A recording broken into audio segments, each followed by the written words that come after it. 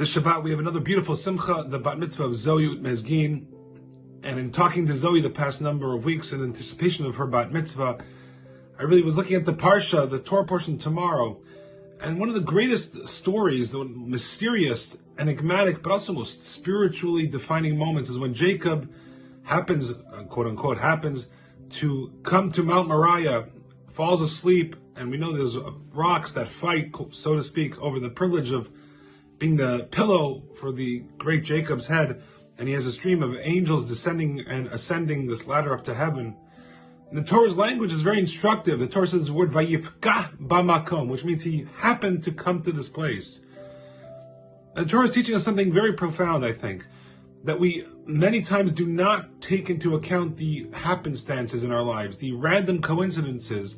But we have to realize that every station along our journey is meant to be and has been destined by God, and it's our choice and our opportunity to take advantage of the circumstances in which the Almighty has planted us.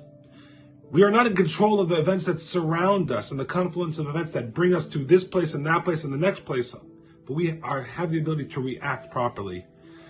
It means that there has to be room for spontaneity and flexibility and laughter when you encounter things that are perhaps not what you expected. And I was thinking a lot about this idea, especially in terms of Zoey, who's an incredibly spunky, spirited, very free spirit, really spontaneous, loving individual.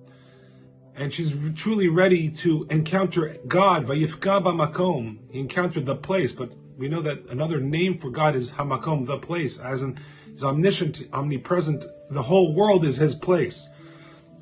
And so with this kind of attitude, which I really admire, which personally is hard for me, I like to be more planned out, but to be spontaneous and flexible and to really encounter God in all situations requires this midah and requires us to work on it.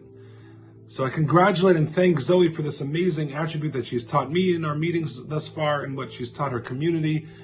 And we wish her a Mazal Tov and the entire Outmezguine family, and Jason, Michelle, and Jakey also, a life of joy, happiness, success, spontaneous flexibility, and always constant relationship with the Almighty, with Torah, to continue in the ways of our parents and grandparents.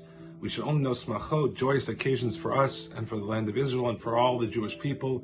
Mazal Tov Zoey, Shabbat Shalom.